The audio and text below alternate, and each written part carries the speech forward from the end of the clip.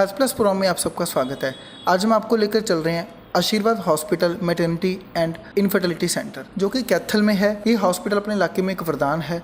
दूर दूर से यहाँ पर मरीज पहुँचते हैं और अपना इलाज करवाते हैं। हमारी टीम ने डॉक्टर ज्योतिका जिंदल जी के साथ बातचीत की, जो कि MBBS MD हैं और गायनी एंड इनफर्टिलिटी के स्पेशलिस्ट हैं। हमारी टीम के साथ बातचीत के दौरान डॉक्टर ज्योतिका जिंदल जी ने इनफर्टिलिटी के कारण और उसके निवारण के बारे में हमें विस्तार से जानकारी दी। आइए लेकर चलते हैं आपको आशीर्वाद हॉस्पिटल और करते हैं बातचीत डॉक्टर ज्योतिका जिंदल जी के साथ। दर्शकों, पंजाब प्लस चैनल के हेल्थ प्लस प्रोग्राम में आपका स्वागत है। आज हम आपको मिलाने जा रहे हैं डॉक्टर ज्योतिका जिंदल जी के साथ, जो पिछले लंबे समय से अपनी सेवाएं हार्ट ऑफ कैथल में। डॉक्टर साहब, स्वागत है आपका हमारे स्पेशल शो में। धन्यवाद। डॉक्टर साहब, बच्चे को जन्म देना, जो कि किसी समय पर आज से 25-30 वर्ष पहले की हम बात करें तो लोग काम करते करते, कोई कणक धोते धोते बच्चों को जन्म दे देते थे, लेकिन आजकल ये एक बहुत बड़ा एक बन गया है। क्या कहना चाहेंगे कि उस समय का और इस समय का कितना फर्क है? एक्चुअली उस टाइम पे जो प्रेगनेंसी होती थी अनसुपरवाइज्ड होती थी, आजकल सुपरवाइज्ड है। उस टाइम पे कितनी माएँ थी जिनकी जानें चली जाती थी, कितने बच्चे ख़त्म हो जाते थे, पता नहीं चलता था। तब हम कहते थे कि कल छूट गया, या ठीक है हम कहते थे दूसरा जन्म है।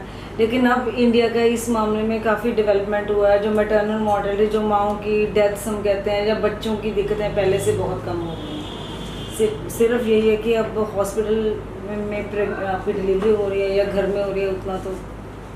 वैसे क्या कहना चाहेंगे कि जैसे जैसे बच्चों की दर घटी है, कि जैसे जैसे पहले 5-5, 6-6, 4-4 बच्चे होते थे, जैसे जैसे बच्चे कम होते जा रहे हैं, अब 1-2 या हर परिवार में, तो वो प्रीशियस बच्चे भी हैं और उनके लिए लोग कॉन्शियस भी ज़्यादा हैं। और मीडिया ने भी काफ़ी गाइड किया हुआ है, क्योंकि पहले लोग ये इन चीज़ों पे नहीं जाते थे। अब तो कोई चीज़ हो, जो पढ़े लिखे बच्चे गूगल पे जाते हैं और चीज़ें करते हैं, तो 1 मिनट में वो देखने लग जाते हैं। हाँ जी, आज आप ये कह दो कि एजुकेशन का लेवल इंक्रीज हो गया, या फाइनेंशियली लोग इम्प्रूव हो गए हैं, या अवेयरनेस मीडिया की कह दो, या TV चैनल्स कह दीजिए, या न्यूज़पेपर कह दीजिए, या खुद की एजुकेशन है, उसकी वजह से कोई भी रिस्क नहीं लेना चाहता।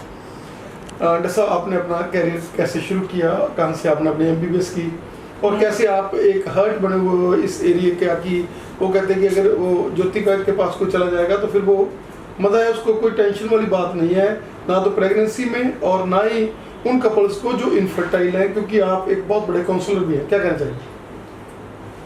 मैंने MBBS अपनी केरला से किया, केरला में MBBS किया, और जो पोस्ट ग्रेजुएशन की है वो राजेंद्र हॉस्पिटल पटियाला से किया। ठीक है, अब 10-12 साल से मैं कैथल में प्रैक्टिस कर रही हूँ।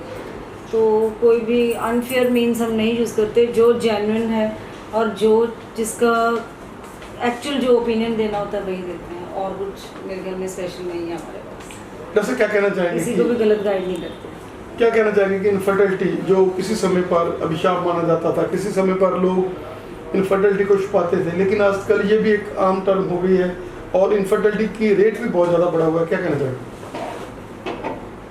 इनफर्टिलिटी का रेट बढ़ा हुआ है, मैं ये नहीं कह सकती कि आजकल डायग्नोज ज़्यादा होते हैं। पहले लोग बताते नहीं थे, आजकल वो सामने आ रहे हैं और उनका बेस्ट ट्रीटमेंट अवेलेबल है।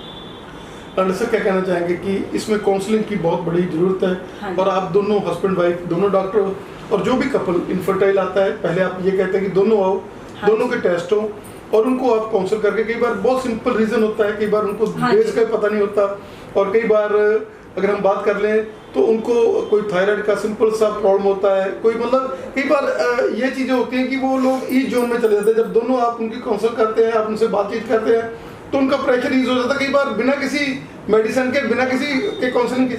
हाँ जी, बहुत से ऐसे कपल्स हैं जिनको सिर्फ काउंसलिंग की ज़रूरत होती है। ठीक है, और हस्बैंड को साथ में आना चाहिए। नहीं तो ज़्यादातर जो हमारा कल्चर है या सोसाइटी है, ये सोचते हैं कि फीमेल को ही दिक्कत है। हस्बैंड, आज भी बहुत बार ऐसा होता है कि हस्बैंड नहीं आते हैं, वो सोचते हैं कि फ़ीमेल को ट्रीटमेंट की ज़रूरत है, सिर्फ फीमेल लेती रहेगी। पर मैं ये कहूँगी कि दोनों को आना चाहिए। कई बार सिंपल मीन्स है, आप एक सिंपल फॉलिक एसिड की टैबलेट लेते हो, उसी से कंसीव कर जाते हो, या छोटे छोटे आपको काउंसिल करने की ज़रूरत है। छोटी मोटी लैब इन्वेस्टिगेशंस में दिक्कत आ जाती है, आपका ट्रीटमेंट हो जाता है, तो इसमें घबराने वाली बात नहीं है। कुछ 10-20% होते हैं जो हमें बड़ी जगह भी भेजने पड़ते हैं।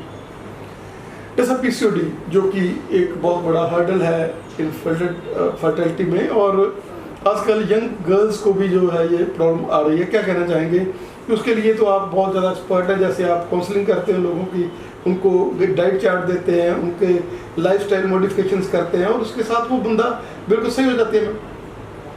हाँ जी, पीसीओडी आजकल यंग पॉपुलेशन में बहुत ही कॉमन प्रॉब्लम है। ठीक है, मेन प्रॉब्लम ये है कि इसमें इरेगुलर पीरियड्स आ गए, फेशियल हेयर ग्रोथ है या इनफर्टिलिटी। ठीक है, तो मेन रीज़न इसका ये है कि ओवरवेट या ओबीज लड़कियां हैं जो आजकल जंक फूड्स वगैरह ज़्यादा खाते हैं, तो उनको डाइट ही एडवाइस करते हैं। डाइट मॉडिफिकेशन है, वेट रिडक्शन है, प्लस फिर ट्रीटमेंट आ जाता है।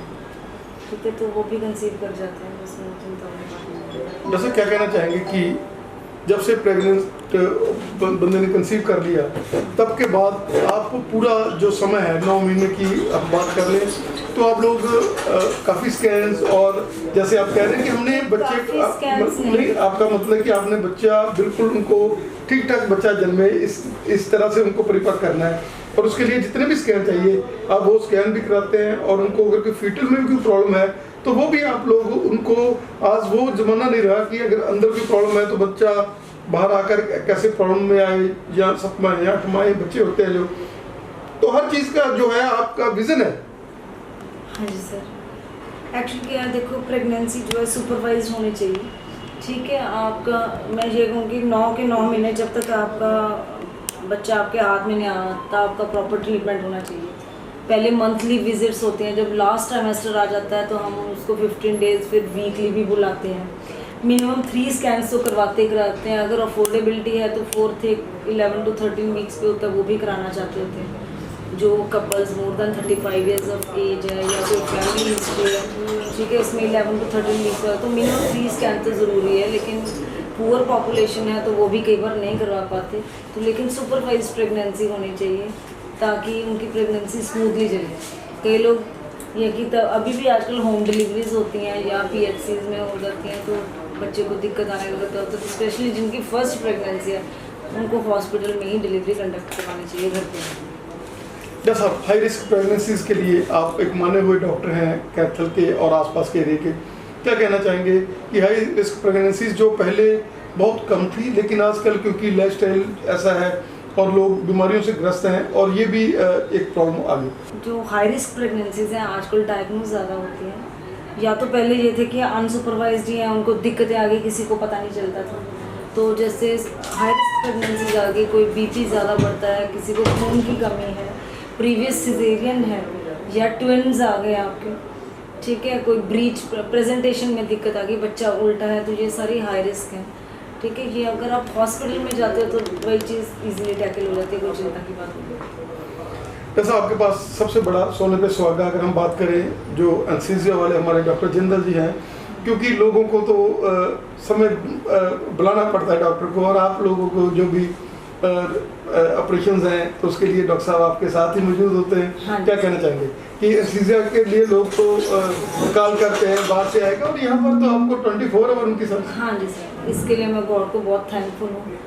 डॉक्टर साहब सिर्फ एनेस्थीसिया नहीं और भी कई बार बहुत डिफ़िकल्ट डिलीवरीज होती हैं, किसी को PPH हो गया आफ्टर डिलीवरी या कई बार बेबी बहुत ज़्यादा फंसा हुआ है, कोई एक्सट्रैक्शन में दिक्कत आ रही है, तो उन सारे केसेस में हमें बहुत हेल्पफुल होते हैं। किसी को फिट्स आ गए या कोई भी दिक्कत होती है तो हमें नीड बेस्ड मतलब हेल्प मिल जाती है। तो सर क्या कहना चाहेंगे कि आजकल जो लाइफस्टाइल है, जैसे बच्चे जो जंक फूड्स और एक्सरसाइज का भाव है और कंप्यूटर पे सारा दिन मोबाइलों पर बैठे रहते हैं, आने वाले समय में उन लड़कियों ने भी माँ बनना है, उन लड़कों ने भी बाप बनना है, क्या कहना चाहेंगे कि ये जो सिनेरियो है इसके साथ हम लोग इनको अवॉइड भी नहीं कर सकते, ना हम जंक फूड से अवॉइड कर सकते, ना कम करना चाहिए, तो एटलीस्ट कम या कंट्रोल्ड कहूँगी मैं।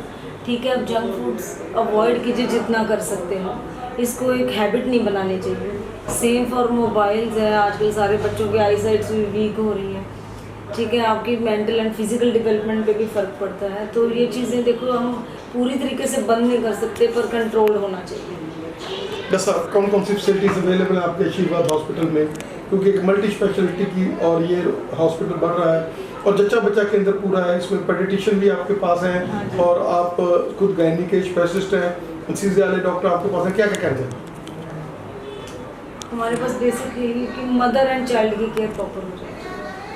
और सबसे बड़ी बात है कि 24 आवर हॉस्पिटल है और डिलीवरी जो होते हैं। हाँ जी 24 आवर्स आपको ये फैसिलिटी अवेलेबल है कि यहाँ पे आपको एक फीमेल डॉक्टर जो कि गायनेकोलॉजिस्ट है प्लस पीडियाट्रिशियन अवेलेबल है। डसा आपने हमें समय दिया, आपका हमें समय देने के लिए बहुत बहुत धन्यवाद। Thank you.